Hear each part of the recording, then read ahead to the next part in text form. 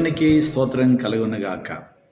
క్రీస్తునందు ప్రియమైన అనుదిన ధ్యాన వాక్య ధ్యాన కార్యక్రమ వీక్షకులందరికీ ప్రభువైన యేసుక్రీస్తు నామం పేరట విజన్ క్యూటీ ఫెలోషిప్ తరఫున ప్రత్యేక వందనాలు తెలియజేస్తూ ఈనాటి ధ్యాన కార్యక్రమాలను ప్రేమతో ఆహ్వానిస్తూ ఉన్నాను. ప్రియులారా, నేటి ధ్యానం కొరకై ఏర్పాటు చేయబడిన పరిశుద్ధ లేఖన భాగం ద్వితీయోపదేశ కాండము 7వ అధ్యాయము మొదటి 11 వచనాలు.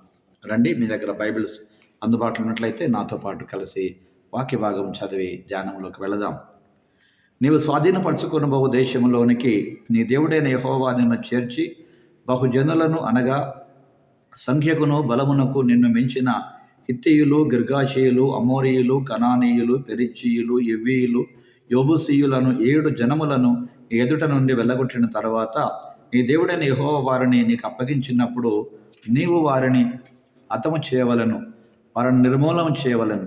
వారితో నిబంధన చేసుకొనకూడదు, వారిని కరుణింపకూడదు, నీ వారితో వెయ్యమందకూడదు.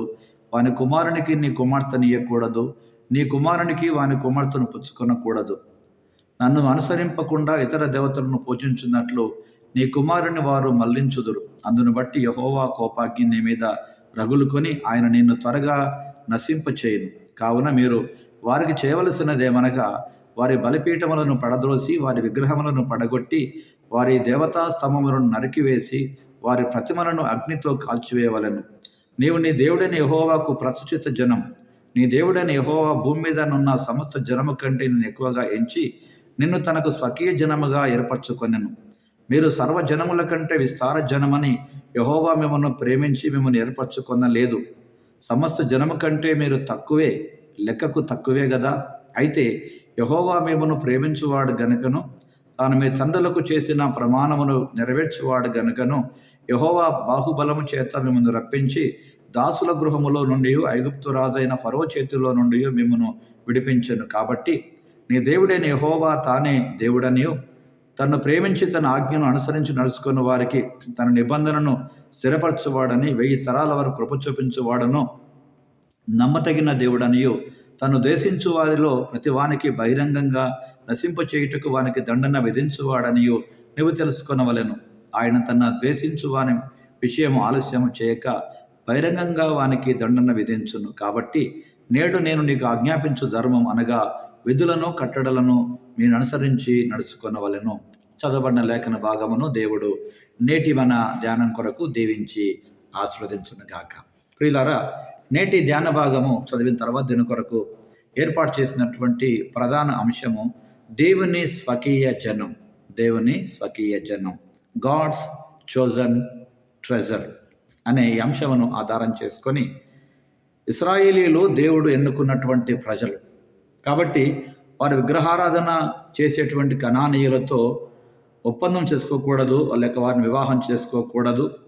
వారు సేవించిన విగ్రహాలను వారు తీసేయాలని ఇశ్రాయేలులకు దేవుడు ఇచ్చినటువంటి ఈ హెచ్చరికలు మనం గమనిస్తున్నాం ఈ పాఠ్య భాగంలో.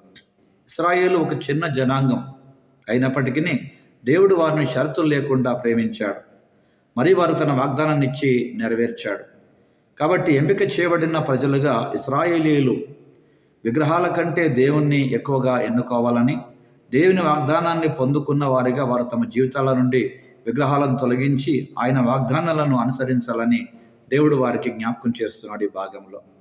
ఇందులో ప్రధానంగా దేవుడు ఎవరో మనం జ్ఞాపకం చేసుకున్నట్లయితే 7 నుండి 8 వచనాల ఆధారంగా దేవుడు షరతులు లేకుండా ప్రేమించేటువంటి దేవుడు. ఇశ్రాయేలు గుర్తింపు లేని ఒక చిన్న దేశం, కానీ దేవుడు తన ప్రేమను బట్టి వారిని ఎంచుకున్నాడు. అలాగే ప్రపంచంలోని ప్రమాణాల ప్రకారం ఇది స్వకీయ విలువను ప్రజలు అంచనా వేసే విధానాన్ని బట్టి నిజంగా మనం అప్పుడప్పుడు నిరాశకు గురి అవుతుంటాం ప్రియులారా.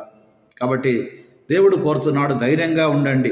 ఈ ప్రపంచ మొత్తానికి సృష్టికర్త అయిన దేవుని చేత మీరు ప్రేమించబడుతున్నారని గుర్తుంచుకోండి.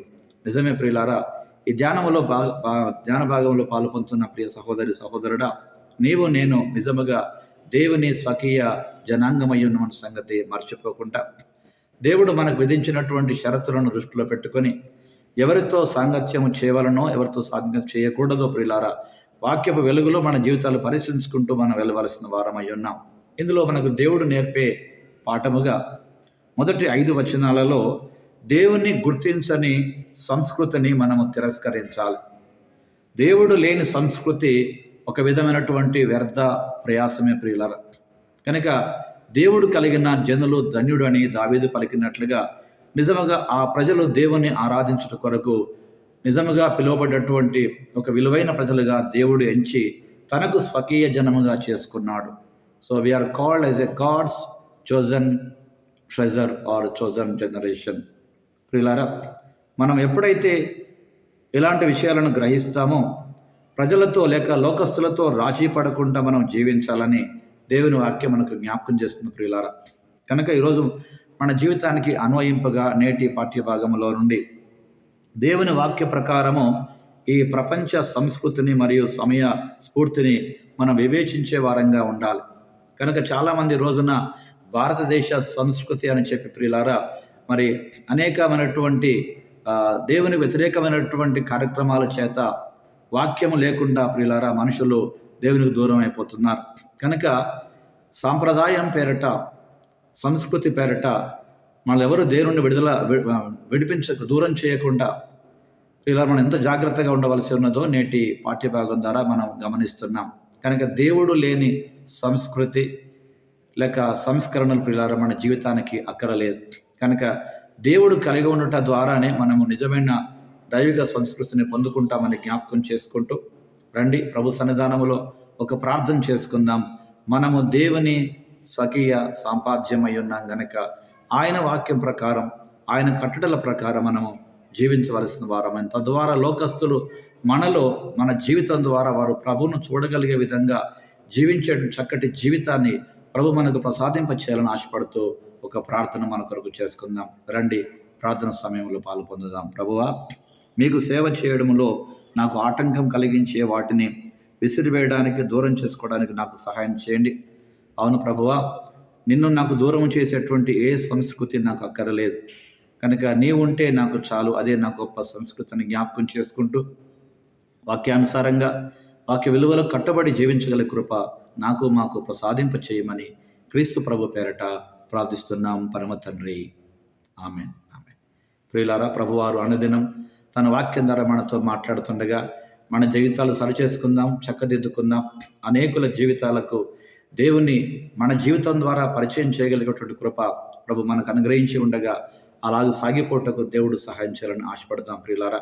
కనుక దేవుని స్వకీయ జనంగా పిలువబడేటువంటి మనం మన జీవితముల ద్వారా ప్రభువును ఒకవేళ ప్రతిబింప చేయకపోతే మన జీవితాలు ఒకవేళ ఈ లోక సంబంధమైనటువంటి సంస్కృతిని ఆధారం చేసుకుని బ్రతికితే ప్రియులారా మనం మన జీవితంలో ఈ భూమి మీద మనము జన్మించడానికి కారణమైన ఉద్దేశము వ్యర్థమైపోతుంది. కనుక రండి వాక్యానుసారంగా జీవించే దేవునికి మనం సమర్పించుకుందాం. దేవుని స్వకీయ జనాంగంగా నీవు చేయబడినావా? లేనట్లయితే ఈ రోజునే ప్రభు నీతో మాట్లాడుతుండగా ఆ ప్రభు సన్నిధానమునకు చేరుకొని ప్రభు బిడ్డలుగా పిలువబడతాం. లోకములో దేవుని ప్రజలు అని పిలువబడే భాగ్యం నిజంగా క్రైస్తవులకు ఉండడం చాలా గొప్ప ఆశీర్వాదం. ప్రియులారా, ఓ సంగతి మీకు జ్ఞాపకం చేయనివ్వండి. లోకములో అనేక మతాలు ఆయా సిద్ధాంతాలు ఉండగా క్రైస్తవులు మాత్రమే మేము దేవుని ప్రజలము అని చెప్పుకునే గొప్ప భాగ్యం కలిగి ఉన్నారు. లోకములో అనేక మంది మేము దేవుని భక్తులమని చెప్పుకుంటున్నారు. కానీ క్రీస్తు బిడ్డలు మాత్రమే మేము దేవుని ప్రజలం అంటున్నాం. కనుక ఆయన మనకు దేవుడు మాత్రమే కాదు, మనకు తండ్రి. మనం ఆయనకు భక్తులు మాత్రమే కాదు, కుమారులం, కుమార్తెలం. ఇట్టి భాగ్యం పొందినటువంటి బిడ్డలంగా ప్రభును స్తుతిస్తూ ఆరాధిస్తూ ముందుకు వెళ్ళే కృప దేవుడు మనందరికీ సంపూర్తిగా అనుగ్రహించును గాక. Thank you. God bless you all.